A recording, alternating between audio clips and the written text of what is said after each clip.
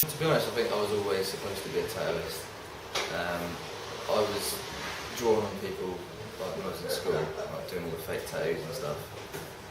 But it was when I moved down to Bournemouth from Basingstoke, I was doing all the illustrations that they have on the kind of flash racks that people can pick from and selling them to different studios.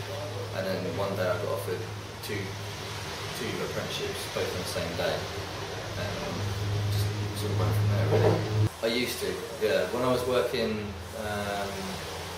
for the first shop I was working from full time, we had to pretty much do whatever the customer wanted. And sometimes you get people that come in with designs that are a little bit iffy. And one particular one, well, they're kind of their own drawing. Well, I set up all the stuff, which is all cut to the colours. What is all this like? What is that? These are all the inks. In here I've got tons of presses and razors. Pencils obviously, ton of caps, which are all disposed of per customer. Set up the machine, that's the machine. Yeah? There's pre-sterilised needles which we use. That fits in there like that. Okay? With the nozzle going over the top, like so. And that's just, you turn it on with... Yeah, pretty much have to tune it every day because they're very fussy, these little machines. When you tune it, how does that mean like? You have to do it by ear. Originally it was more, I was really into art and I was trying to work out a kind of way of getting into art easily without having to go to so many years of college, and I wasn't too great at school, not too great at college, so I thought graphic design was going to be my thing, but I kind of tried it out and at the end of the day it's still an office job. So yeah, tattooing seemed to fit.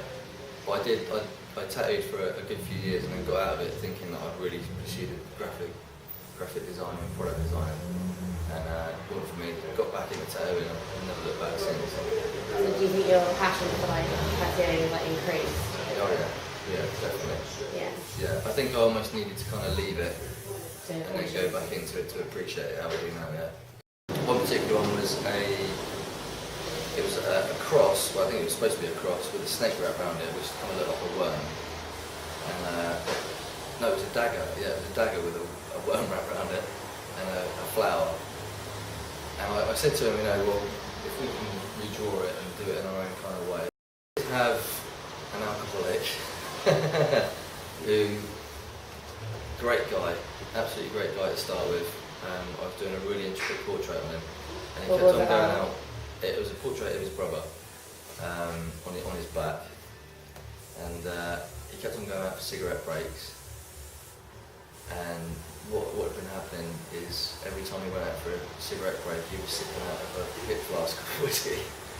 And the final cigarette break he went out for, he came back in. He was absolutely ruined, like absolutely ruined. And then there was a struggle to get the money out of him. I couldn't finish the tattoo because he couldn't sit still. It ended up with getting the police involved. Have you ever made a mistake in doing a tattoo? Yes. What was it? I've actually tattooed my wife, and it's one of the only mistakes I've ever made. And I've done two lines too close, and they've actually bled together. And what was the tattoo of? It's just some sort of line work, kind of pattern work. But yeah, so one of my mistakes I see every day. Make it look really cool. They were adamant that they wanted it done like this, and I had to do it because that's what the boss said. So how many tattoos do you have then? I have one big tattoo, they're just not all joined up yet. Oh right. What's your favourite one that you have up there, Lana? Why? My favourite tattoo at the moment is this one here, which was done very recently by my 9-year-old daughter. I do a lot of kind of geishas, but I modernise them. Instead of doing the real traditional geisha, I sort of take more modern portrait kind of images. Yeah, like that kind of thing. Anything that I do like that, I love doing. Recently I was doing that portrait all in red. I think you saw it. That's probably one of my favourites at the moment. It's all, to be honest, it's all apprenticeships. Yeah. You pretty much make cups of tea for 2 years and clean up after everyone and do all the jobs that no one else wants to do, with sterilisation and all that sort of stuff. And then maybe one day they give you a tatting machine. There's a hell of a lot of training, but there are college courses, but I wouldn't recommend them because they show you the absolute basics and they don't really show you how to tattoo, and they will rinse you for every penny you've got. So what first drew you to becoming a tattoo artist? Like art. You like art? Yeah, I did a lot of sculpture at school. Well, I mean, originally it was more, I was really into art and I was trying to work out a kind of way of getting into art easily without having to go to, so many years of college. How do you get into it? Yeah. eBay.